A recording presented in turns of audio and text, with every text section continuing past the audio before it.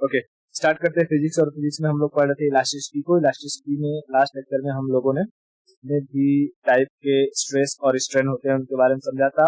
Hooke's law क्या होता है वो समझा था। पॉइजन रेशियो क्या होता है वो समझा था। यंग्स मॉडुलस के बारे में देखा था। बल्क मॉडुलस के बारे में देखा था। मॉडुलस ऑफ रिजिडिटी को समझा था और कंप्रेसिबिलिटी के बारे में। अब आगे चलते हैं और समझते हैं कि कोलिजन, इलास्टिक कोलिजन कितने टाइप्स के होते हैं। क्या इलास्टिक कोलिजन, कोलिजन को हिंदी में कहते हैं टकराव, है ना, टकराव, टक्कर। देखो इलास्टिक जो कोलिजन है वो तीन तरीके का हो सकता है, या यूं कहें कि कोलिजन जो है वो तीन तरीके का हो सकता है। एक हो सकता है कि इलास्टिक हो, इलास्टिक हो। दूसरा हो सकता है कि इन इलास्टिक हो, इन इलास्टिक, इलास्टिक हो, ठीक है। और तीसरा हो सकता है कि वो परफेक्टली इन इलास्टिक हो, परफेक्टली इन इलास्टिक। तो कोलिजन कितने टाइप का हो सकता है? तीन। कौन कौन सा?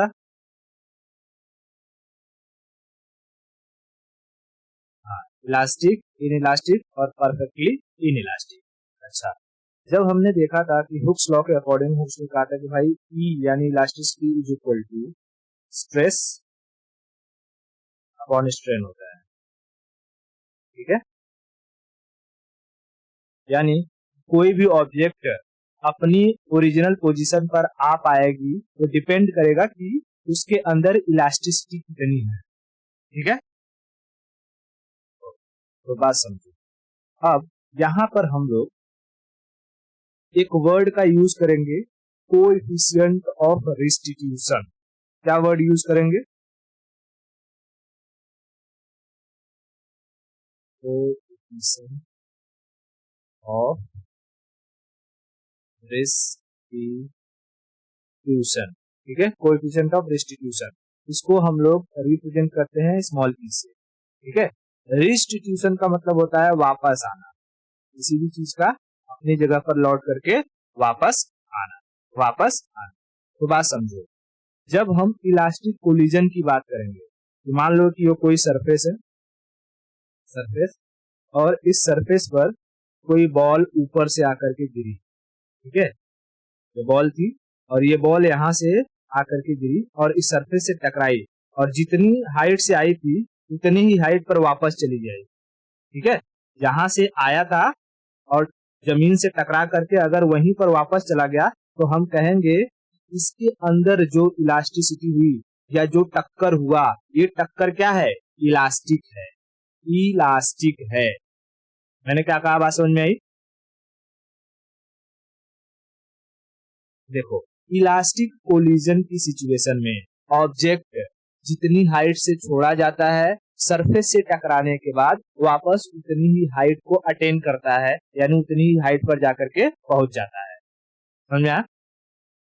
इलास्टिक कोलिजन की सिचुएशन में अगर मैं इसको लिखूं, ये इलास्टिक कोलिजन, कौन? सामान के ऊपर डिपेंड नहीं करता है। कोई भी सामान वापस आएगा तो टक्कर क्या कहलाएगा? वो इलास्टिक कहलाएगा, इन इलास्टिक कहलाएगा, परफेक्टली इन इलास्टिक कहलाएगा। वो इस डेफिनेशन पर डिपेंड करेगा कि अगर जितनी हाइट से फेंका उतनी हाइट पर वापस आ गया, ठीक है, जितनी हाइट से फेंका टकराने के बाद उतनी हाइट पर वापस आ गया तो उसे कहेंगे कि ये एक इलास्टिक कोलिजन है। फिर वो ऑब्जेक्ट कुछ भी हो, ऑब्जेक्ट चाहे रबड़ का हो, चाहे वो जो है तुम्हारा आटे का हो, या वो कोई सॉलिड मटेरियल का हो, does not matter. The matter is that वो जहां से छोड़ा गया है वहीं पर वापस आना चाहिए, तभी वो क्या कहलाएगा? Elastic collision, elastic collision. Elastic collision की सिचुएशन में क्या चीजें हो जाती हैं? इलास्टिक कोलिजन की सिचुएशन में इनिशियल पोजीशन, इनिशियल पोजीशन और फाइनल पोजीशन सेम हो जाता है, ठीक है। फाइनल पोजीशन सेम हो जाता है। अच्छा, ये कब सेम हो जाएगा? तो कहा जाता है कि जब E इक्वल टू 1 हो, यानी कोएफिशिएंट ऑफ रेस्टिट्यूशन क्या हो? 1 हो। कोएफिशिएंट ऑफ रेस्टिट्यूशन 1 हो, तब जो टक्कर होगी वो इलास्टिक होगी। और इलास्टिक टक्कर के समय देखो, यहां से जब बॉल नीचे आएगी तो इसके पास कोई ना कोई काइनेटिक एनर्जी होगी, है ना, कोई ना कोई काइनेटिक एनर्जी होगी। और यहां से टकराने के बाद वापस चला गया, मतलब इसकी काइनेटिक एनर्जी सेम रहा, कंजर्व रहा। तो ऐसी सिचुएशन में काइनेटिक एनर्जी क्या रहता है? कंजर्व, मतलब चेंज नहीं होता है, ठीक है। काइनेटिक एनर्जी कंजर्व रहता है। उसी तरीके से अगर पूछेगा कि अच्छा बताओ मोमेंटम कंजर्व होता है कि नहीं होता है, तो भाई एक जगह से दूसरी जगह ये गया, फिर टकरा करके फिर तीसरी जगह गया, है ना, यहाँ बी में लिख देता हूँ। तो यहाँ पर अगर देखेंगे, यहाँ से यहाँ आने में मोमेंटम क्या था? P equal to M V, यानी जो वेलोसिटी यहाँ से यहाँ आने में रही होगी वही वेलोसिटी यहाँ से यहाँ जाने में रही होगी, तभी तो वहां पर पहुंच पाया है ना। हाँ, ऐसी सिचुएशन में हम कहेंगे कि भाई मोमेंटम भी क्या रहता है? कंजर्व रहता है। मोमेंटम भी कंजर्व रहता है। तो कहेगा कि इलास्टिक कोलिजन की सिचुएशन में, इलास्टिक कोलिजन की सिचुएशन में इनमें से क्या क्या चीजें कंजर्व होती हैं? तो एक काइनेटिक एनर्जी, दूसरा मोमेंटम, ठीक है, काइनेटिक एनर्जी और मोमेंटम, काइनेटिक एनर्जी और मोमेंटम। तो इलास्टिक कोलिजन क्लियर हुआ। अब समझते हैं कि इन इलास्टिक कोलिजन क्या है। जैसे ये कोई सरफेस है, सरफेस, और यहां से कोई बॉल फेंका जा रहा है, ठीक है, यहां से कोई बॉल फेंका जा रहा है नीचे से, नीचे आएगा। अब ये सरफेस से टकराया, लेकिन वो पूरा ऊपर तक नहीं जा पाया, वो कुछ ही ऊपर गया, ठीक है, कुछ ही ऊपर गया। तो बताओ क्या इनिशियल हाइट और फाइनल हाइट दोनों सेम है? नहीं। इस टक्कर को हम कहेंगे इन इलास्टिक टक्कर या इन इलास्टिक कोलिजन। क्या कहेंगे? In elastic collision, in elastic collision. In elastic collision की सिचुएशन में जो कोएफिशिएंट ऑफ रेस्टिट्यूशन है ये 1 से कम होती है। E is less than 1, E is less than 1, ठीक है, E इज लेस देन 1। बताओ क्या ऐसी सिचुएशन में काइनेटिक एनर्जी कंजर्व रह पाएगी? ओके, सो मैंने ये चीज बता दी कि भाई इन इलास्टिक कोलिजन की सिचुएशन में जो E होगी, E क्या है? कोएफिशिएंट ऑफ रेस्टिट्यूशन, वो 1 से कम होगी। अच्छा बताओ क्या ऐसी सिचुएशन में काइनेटिक एनर्जी कंजर्व होगी?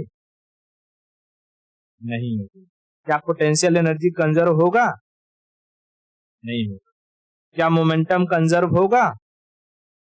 नहीं होगा, ठीक है। तो ऐसी सिचुएशन में कोई भी चीज कंजर्व नहीं होगी। ओके, अब हम देखते हैं कि परफेक्टली इनइलास्टिक क्या होता है, ठीक है। परफेक्टली इनइलास्टिक वो तब होगा कि जैसे मान लो कोई सरफेस है और कोई आटे का बॉल बनाया तूने और उसको जमीन पर गिरा दिया फ्लोर पर, तो क्या ये उठ करके वापस थोड़ा ऊपर तक उठ पाएगा क्या? नहीं, ये चिपक जाएगा यहीं पर, है ना, चिपक जाएगा।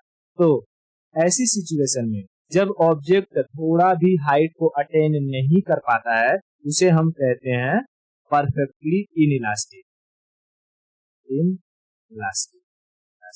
और ऐसी सिचुएशन में E इज इक्वल टू 0 हो जाता है, ठीक है, E is equal to 0, E is equal to 0। तो देखो यहाँ पर ऑप्शन में बस यही 3 चीजें देगा और पूछेगा बताओ E is equal to 1, E is less than 1 और E इज इक्वल टू 0, क्या कहते हैं? अगर E इक्वल टू 1 है तो कैसा कोलिजन है? इलास्टिक कोलिजन है, इलास्टिक कोलिजन है। E इज लेस देन 1 है तो इन इलास्टिक कोलिजन है, इन इलास्टिक कोलिजन है। और E इक्वल टू 0 है तो perfectly in elastic, in elastic collision. बस इतना ही याद रखना है। समझ में आ गया?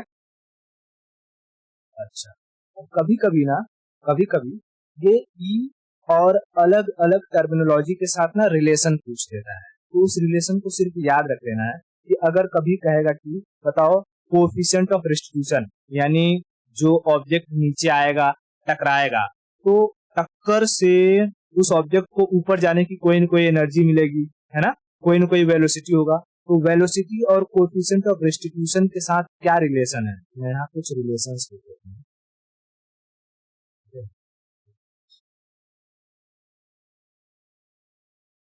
रिलेशंस देखो, पहली चीज तो वेलोसिटी के साथ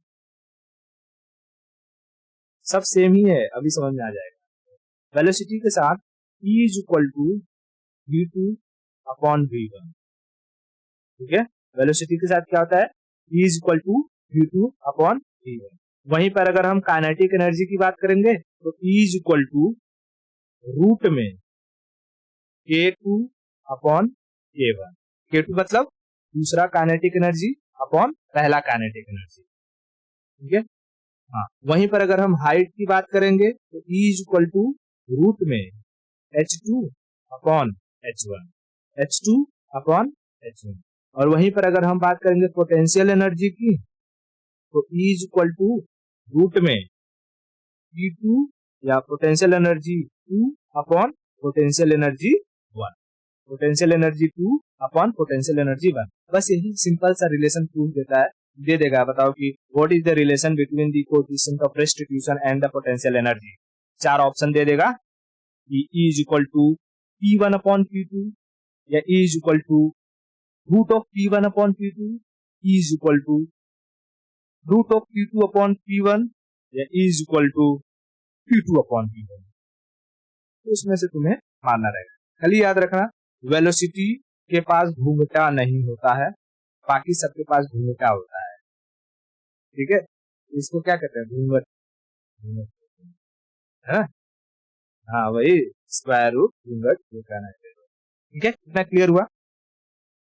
अच्छा, अब कुछ बेसिक सवाल जो इसमें से पूछ सकता है, जैसे ऑप्शन दे देगा तुम्हारे सामने, कहेगा कि एक रबर है, रबर, और जितना साइज का रबर है उतना ही साइज का स्टील है। तो बताओ रबर और स्टील में ज्यादा इलास्टिसिटी किसके पास होती है? नहीं, ज्यादा इलास्टिक होता है steel. Steel is more elastic, हाँ, steel is more elastic than rubber. समझ में आया, steel is more elastic than rubber. इसको समझना है तो देखो कैसे समझोगे। जैसे एक ऐसा स्केल लो जो रबर का बना हो, ठीक है, स्केल जिसका बना हो रबर का, और वही स्केल लो जो स्टील वाला रहती है, स्टील वाला, है ना। स्टील वाला स्केल देखा है कि नहीं। अब इन दोनों को, क्या रबर वाला, स्टील नहीं देखा है ना, रबर है, ठीक है, स्केल पर, स्केल पर। अब देखो रबर वाले को ऐसे एक जगह रखो और खींच करके इसे छोड़ो। जैसे हम लोग स्केल वाले पट्टी से क्या करते थे, एक हाथ में पकड़ते थे, दूसरे हाथ से खींच के किसी सामने वाले को मारते थे चट्टे से, है कि नहीं, मारा है कभी। हाँ, तो अब वैसे ही बस इमेजिन करो कि रबर वाला लिए हो, रबर को खींचो और छोड़ो, और वही स्टील वाले को खींचो और छोड़ो। देखो ज्यादा तेजी से कौन झंझनाता है, या ज्यादा टाइम तक कौन झंझनाता है, रबर वाला झंझनाएगा या स्टील वाला झंझनाएगा, स्टील वाला, ठीक है। अब देखो थिकनेस वगैरह सब सेम होना चाहिए, ऐसा नहीं कि रबर को ले लो एकदम पतला और स्टील को ले लो मोटा, बोलो कि अरे स्टील तो मुड़ ही नहीं रहा है, और तुमने कहा था कि स्टील में ज्यादा इलास्टिसिटी होती है ना। हाँ, ठीक है। तो कभी कभी जैसे कहा जाता है कि जैसे जितना पतला तुम्हारा मकड़ी का जाला होता है, मकड़ी के जाले को क्या कहते हैं, स्पाइडर वेब, स्पाइडर वेब जितना पतला होता है उतना ही पतला तुम स्टील लो, ठीक है, उतना ही पतला स्टील लो। तो स्टील जो होगा, स्टील और स्पाइडर वेब में, स्पाइडर वेब तुम्हें ज्यादा मजबूत मिल जाएगा। हाँ, स्पाइडर वेब में तुम्हें ज्यादा इलास्टिसिटी मिल पाएगी, उस पर वजन ज्यादा तुम स्टोर कर सकती हो स्पाइडर वेब, बट हाँ वही बात बता रहा हूँ, थिकनेस थिकनेस वही होना चाहिए, जितना स्टील का है उतना ही स्पाइडर वेब का थिकनेस होना चाहिए। ये नहीं कि तुमने कह दिया कि भाई स्टील बोलते ही दिमाग में नजर आ गया एकदम मोटा सा रॉड, और स्पाइडर वेब एकदम पतली पतली रेसे नजर आ रहे हैं। नहीं, थिकनेस दोनों का सेम होना चाहिए, तब जाकर के तुम उनकी इलास्टिसिटी को मेजर करो। समझ में आई?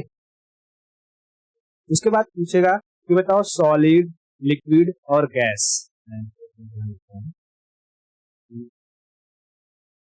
सॉलिड, लिक्विड और गैस, इन सब में इलास्टिसिटी का क्या प्रोपोर्शन है, मतलब कि सबसे ज्यादा इलास्टिक कौन है, कम कौन है, सबसे कम कौन है।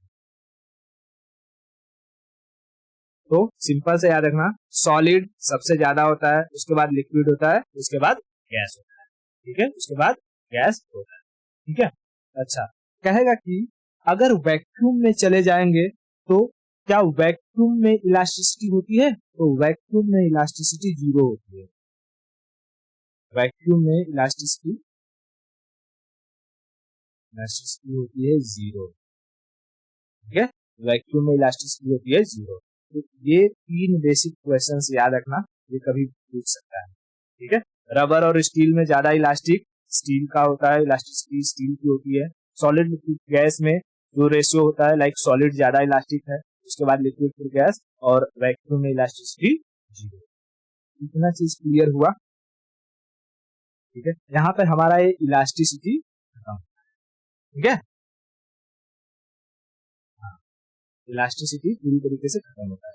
अब देखो, इलास्टिसिटी जैसे खत्म होगा, अब हम स्टार्ट करेंगे हीट को, और हीट थोड़ा सा लंबा है, मतलब बहुत ज्यादा नहीं, क्योंकि इसमें हमें थर्मोडायनामिक सिस्टम, उसके बाद कुछ मोटर पार्ट्स वगैरह पढ़ने रहेंगे, गाड़ियां क्या होती हैं, गाड़ियों का जो सीट बैग होता है और उसमें जो एयर बैग होता है उसके अंदर क्या होता है, सारे व्हीकल किस तरीके से काम करते हैं, इंजन क्या होता है, 4 स्ट्रोक 2 स्ट्रोक क्या होता है, सब पढ़ना है। तो हीट थोड़ा सा लंबा चला जाएगा। जैसे हीट खत्म होगा, वेव चालू होगा, वेव के बाद मतलब कि फिर लाइट वगैरह होगा, और लाइट के बाद फिर हम लोग ये आएंगे मॉडर्न वाले पर, और फिजिक्स खत्म होने की कगार पे आ जाएगा। ठीक है, तो चले हीट की तरफ बढ़े। देखो हीट, हीट को हिंदी में कहते हैं उष्मा। हीट को क्या कहते हैं हिंदी में? उष्मा। अब क्या है हीट? तो भाई हीट जो है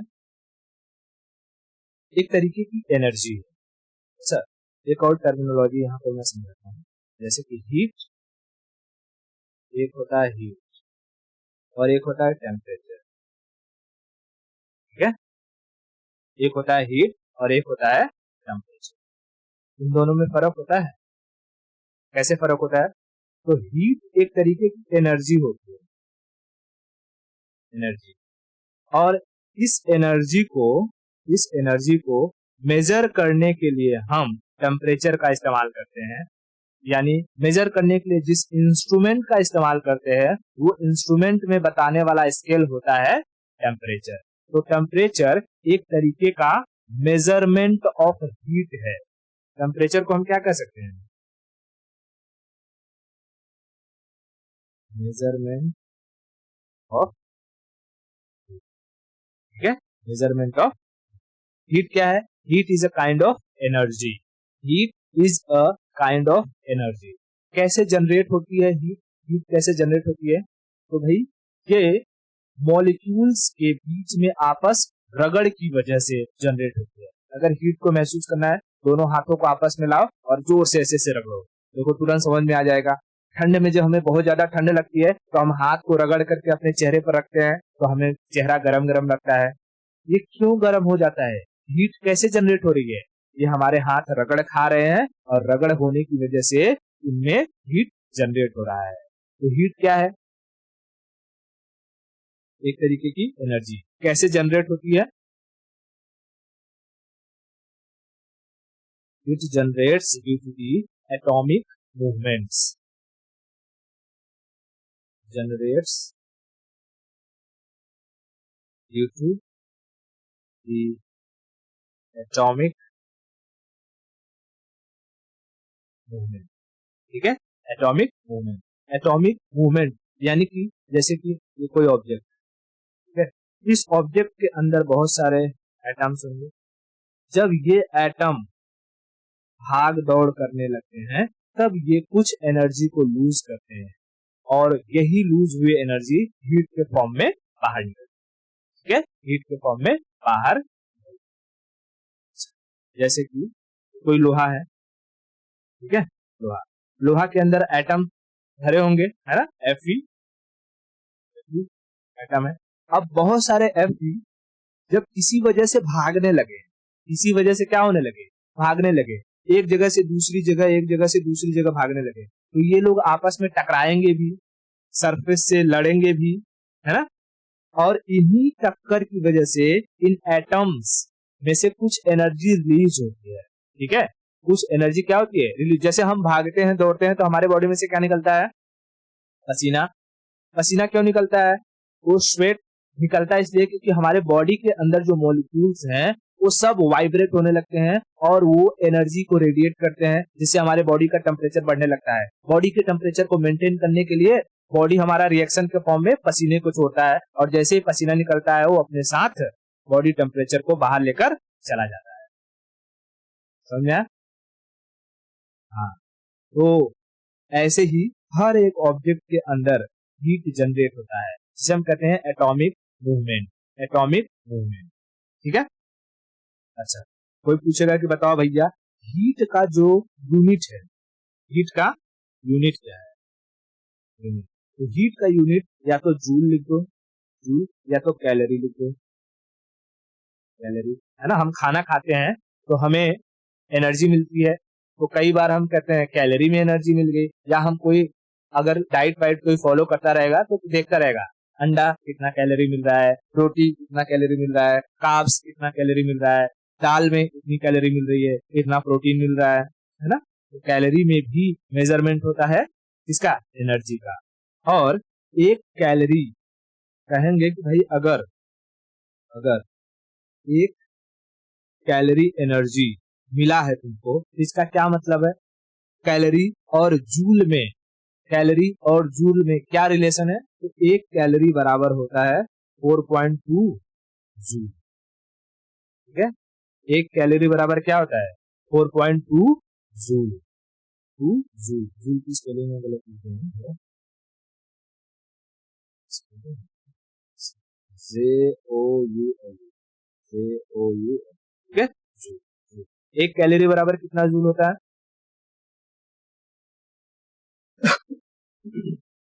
4.2 जूल। बताओ हीट और टेम्परेचर में क्या फर्क है, क्या दोनों सेम है?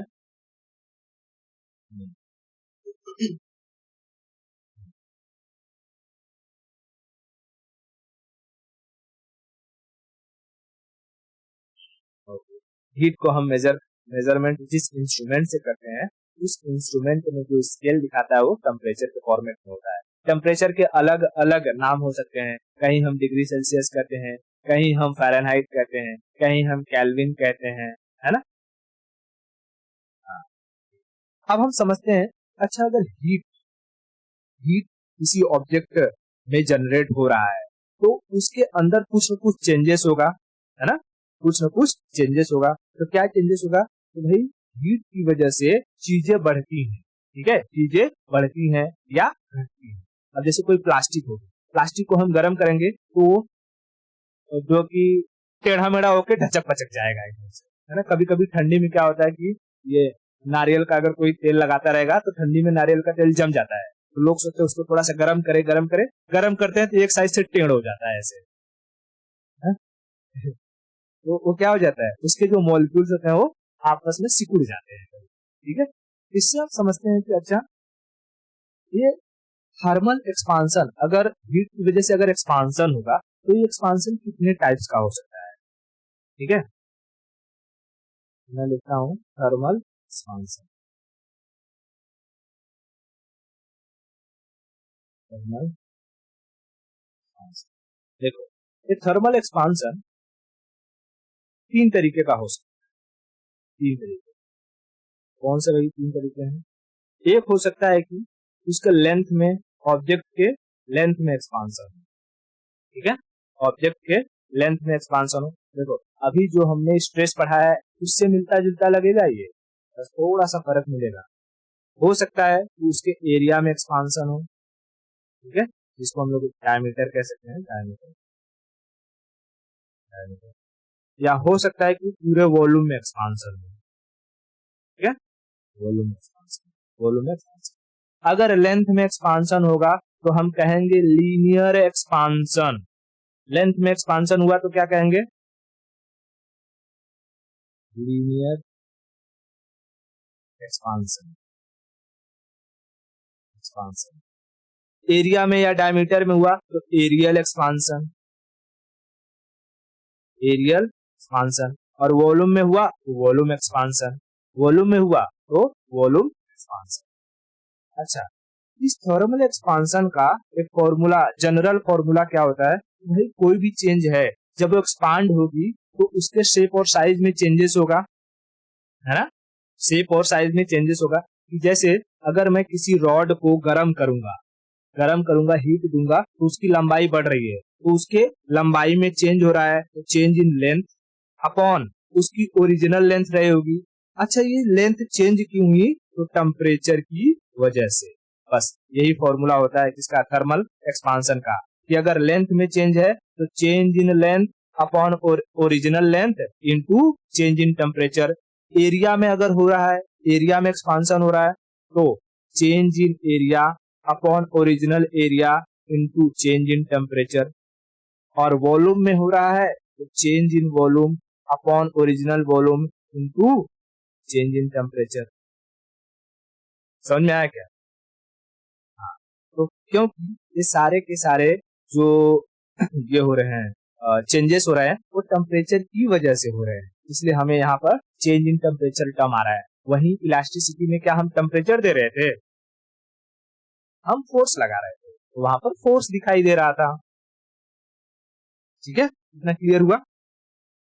तो बताओ थर्मल एक्सपांशन कितने टाइप के हो सकते हैं, कौन कौन से? लीनियर एक्सपांशन, एरियल एक्सपांशन और वॉल्यूम एक्सपांशन। अच्छा, कभी देखा है कि जो रेलवे ट्रैक होता है, रेलवे ट्रैक, रेलवे ट्रैक को एक जगह से दूसरी जगह तक एक ही ट्रैक क्यों नहीं ले जाते हैं, क्यों उसको बीच बीच में पट्टी दे दिए रहते हैं, मतलब थोड़ा सा जगह छोड़ते हैं और उसको एक पट्टी के साथ जोड़ दिया रहता है, ऐसे, ठीक है, ये पट्टी इसको जोड़ देते हैं, जिससे जोड़ते हैं उसको कहते हैं फिश प्लेट। क्या कहते हैं, मछली वाला प्लेट, हाँ, फिश प्लेट। अच्छा, ये क्यों जोड़ते हैं, क्योंकि जब गर्मी के महीने में इस पर धूप पड़ती है तो धूप की वजह से ये लोखंड इधर भागेगा, ये लोखंड इधर भागेगा। अगर इसको पहले से ही जोड़ के रखे होते हैं तो एक्सपांशन होने की वजह से इसमें जगह नहीं मिल पाता और वो जो ट्रैक है वो क्रैक हो जाता और एक्सीडेंट होने के चांसेस हो जाते। लेकिन वही गर्मी के टाइम में इसमें गैप दिया गया रहता है पहले ही, जितना भी एक्सपांड होता है वो गैप क्या हो जाता है, फील हो जाता है, वो गैप फील हो जाता है और इससे इससे हमारा ट्रैक टूटता भी नहीं है और एक्सीडेंट भी नहीं होता है। तो बताओ ट्रैक में होने वाला ये एक्सपांशन एरियल है, वॉल्यूम है या लीनियर है? हाँ, तो लीनियर एक्सपांशन होता है, लीनियर एक्सपांशन होता है। इतना क्लियर हुआ? अच्छा, जैसे कि कोई ये मेटल का टुकड़ा है, इसको मैं गरम करके गरम करके इसको ऊपर से मैं हथौड़े से पीट रहा हूँ, ठीक है, हथौड़े से क्या कर रहा हूँ, पीट रहा हूँ। तो बताओ इसका एरिया क्या हो जाएगा, और बढ़ जाएगा और पतला होते होते होते ये और लंबा चौड़ा हो जाएगा, और मतलब और चौड़ा हो जाएगा। तो बताओ इसमें जो एक्सपांशन हुआ ये कौन सा एक्सपांशन हुआ,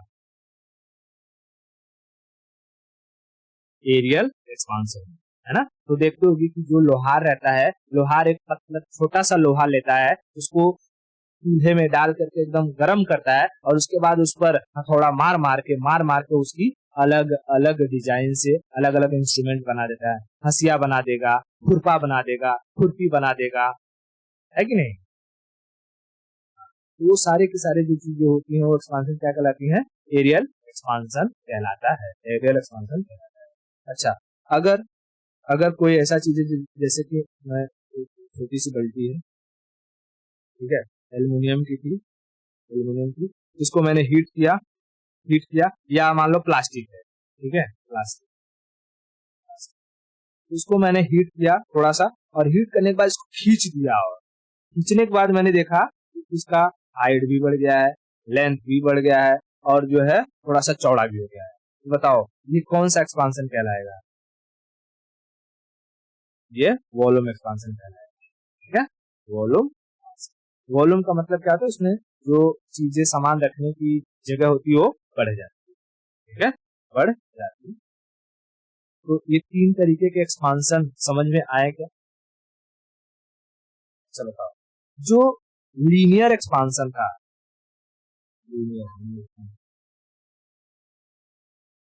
लीनियर एक्सपांशन था, वो एक ही डायरेक्शन में हो रहा था, दो डायरेक्शन में हो रहा था, या तीनों डायरेक्शन में हो रहा था, वन डायरेक्शन, ठीक है, वन डायरेक्शन में हो रहा था, इसको अल्फा से रिप्रेजेंट करते हैं, ठीक है। उसके बाद एरियल की अगर बात करो, एरियल एक्सपांशन एक ही डायरेक्शन में हो रहा था, या दो डायरेक्शन में हो रहा था, या तीनों डायरेक्शन में हो रहा था, दो डायरेक्शन में। ईडी से हम रिप्रेजेंट करें, इसको हम बीटा से रिप्रेजेंट करते हैं। और वॉल्यूम एक्सपांशन की अगर बात करते हैं, वॉल्यूम एक्सपांशन, तो ये तीनों डायरेक्शन में होता है, ईडी मतलब तीनों डायरेक्शन में हो रहा है, इसको हम गामा से रिप्रेजेंट करते हैं, अल्फा, बीटा, गामा। तो कहता है भाई बताओ, लीनियर एक्सपांशन, एरियल एक्सपांशन और वॉल्यूम एक्सपांशन में क्या रिलेशन है। तो alpha raise to beta raise to gamma, ठीक है, alpha raise to beta raise to gamma, इनकी वैल्यू क्या होती है, तो 1 रेस टू 2 रेस टू 3, ठीक है, 1 raise to 2 raise to 3, 1 raise to 2 raise to 3। ये कहना क्या चाह रहे हैं, ये कहना चाह रहे हैं ये जो बीटा है, beta is 2 times of alpha, और गामा जो है वो 3 टाइम्स ऑफ अल्फा है। समझ में आया क्या, beta is 2 times of alpha और gamma is 3 times of alpha. इतना क्लियर है। तो एक सवाल तो यही बन जाता है कि बताओ अल्फा बीटा गामा में क्या रिलेशन है, 1 रेस टू 2 2 रेस टू 3, या 1 रेस टू 1 रेस टू 2। ऐसे 3-4 एग्जांपल जो ऑप्शन दे देंगे उसमें से चूज करना रहेगा। या कहेगा कि if alpha is 10 then find gamma, तो बताओ अगर अल्फा 10 दिया है तो गामा कितना होगा, गामा 30, क्योंकि हमको पता है gamma is 3 times of alpha, ठीक है, gamma is 3 times of alpha. अच्छा, अगर ये कहे कि if beta is 20 then find gamma, अगर बीटा 20 है तो गामा कितना होगा, कितना, 30, हाँ 30। कैसे पता चला कि भाई बीटा दिया हो या गामा दिया हो, सबसे पहले हमें निकालना होगा अल्फा। तो हमको पता है कि बीटा जो होता है 2 टाइम्स ऑफ अल्फा होता है, गामा होता है 3 टाइम्स ऑफ अल्फा होता है। बीटा दिया है तो अल्फा की वैल्यू निकल जाएगी, अल्फा की वैल्यू आ जाएगी 10, और अल्फा की वैल्यू यहाँ रख देंगे तो हमें गामा की वैल्यू मिल जाएगी।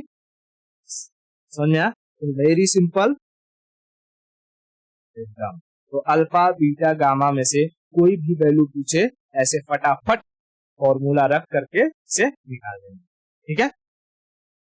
ये हीट का इतना कंसेप्ट क्लियर हुआ क्या, बताओ हीट की यूनिट क्या है, what is the unit of heat, unit of heat क्या है, कैलोरी या जूल, अच्छा बताओ एक कैलोरी में कितने जूल होते हैं, 4.2। अगर इतना क्लियर है तो आज के लिए इतना रखते हैं, बाकी की स्टोरी हम नेक्स्ट लेक्चर में करेंगे।